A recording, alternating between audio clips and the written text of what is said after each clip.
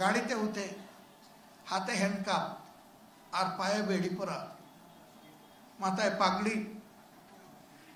এই উস্তাদ যখন আমাকে বললেন যে আপনি কি আমার হাতে এটা প্রথম দিন পেয়েছি, গত 15.5 বছর এদেশে আলিম উলামা ছিলেন সবচেয়ে বেশি অপদস্থ। দফায় দফায় আলিম উলামা দিয়ে বাংলাদেশের জেলকে পূর্ণ করা হয়েছে। দাগি, খুনি, রাহাজানির নায়ক, ধর্ষক, চুর, বাটপার, লুঠেরা তারা বুক ফুলে দাপিয়ে বেড়াতো বাংলাদেশের রাজপথে। আর আলিম উলামা যারা মানুষকে সংশোধন করবেন, সমাজের ইসলাহ করবেন, তাদেরকে রাখা হয়েছে জেলে। আমি সর্বশেষ গ্রেপ্তার হয়েছিলাম 2022 সালের 12 ডিসেম্বর রাত্রে 1:45টার সময়। সিটিটিসির মেহমান হিসাবে ছিলাম 13 দিন। সেখানে আয়নাগরে আমাকে রাখে নাই, কিন্তু আয়নাগর আমি দেখেছি। বহু আলিম উলামা, বহু দিনদার মুসলমান, কেউ 14 মাস, কেউ 10 মাস, কেউ 8 মাস, মিনিমাম পেয়েছিলাম 2.5 মাস, তাদেরকে এখানে রাখা হয়েছে। তারা জানে না তারা কোথায় আছেন, তারা জানে না তাদের আপনজনরা বেঁচে আছে কিনা, আর তাদের আপনজন জানে না যে ইনারা বেঁচে আছে কিনা। মুখ ফুটে কথা বলার কোনো সুযোগ ছিল না, চোখের ইশারায় কথা বলত, হাত তুলে এরকম একে অন্যের জন্য দোয়া চাইত। এরকম একটা শ্বাসরুদ্ধকর পরিবেশ ছিল, বিশেষ করে উলামায়ে কেরামের জন্য। এখানে আলিয়া আর কৌমের কোনো বাস বিচার ছিল না। যিনি ইলমে দ্বীনের খেদমতে থাকবেন, যারই পছন্দ হয়নি তারই ঠিকানা এরকম হবে। 13 দিনের পরে কোর্টে আবার নেওয়া হলো, কিন্তু আদালতে তোলা হলো না।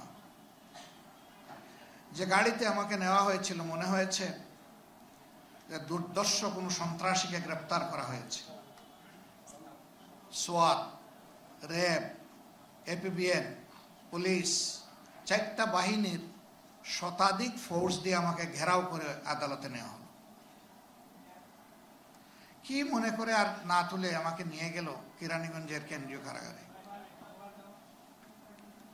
5 দিন সেখানে থাকার পরে আমাকে স্থানান্তর করা হলো কাশিমপুর হাই সিকিউরিটি নামে যে জেলটার কথা আপনারা শুনেন, বাংলাদেশের নিকৃষ্টতম দুনিয়ার ছোট্ট জাহান্নামে। এর চাইতে খারাপ কোনো জেল বাংলাদেশে নেই। নেওয়ার সময় গাড়িতে আমরা 38 জন মানুষ ছিলাম। আমাকে পছন্দ হয় নাই কি কারণে আমি জানি না, আমি ছাড়া বাকি সকলের হাতে হ্যান্ডকাপ, পায়ে বেড়ি।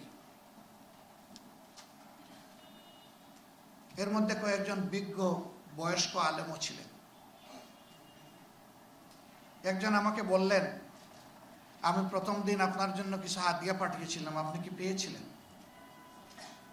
আমি বললাম, আল্লাহু আকবার, আপনি তাহলে আল্লাহর সেই ফিরিস্তা। সেই দিন আমি খালি হাতে কেরানীগঞ্জে ঢুকেছিলাম, বৃষ্টি ও জোরদারায়।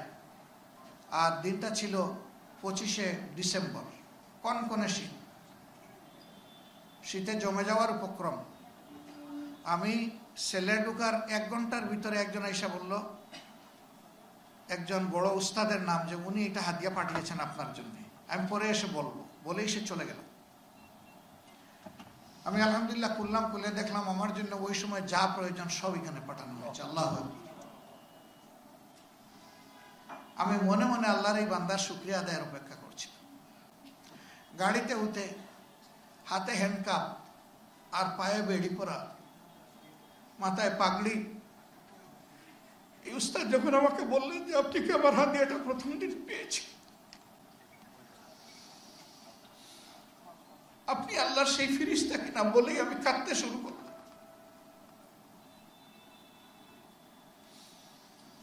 আমার যদি শক্তি থাকতো, ওনার পায়ের বেড়ি এনে আমার পায়ে লাগাইতাম, হাতের হ্যান্ডকাপ এনে আমার হাতে পরা থাকতো।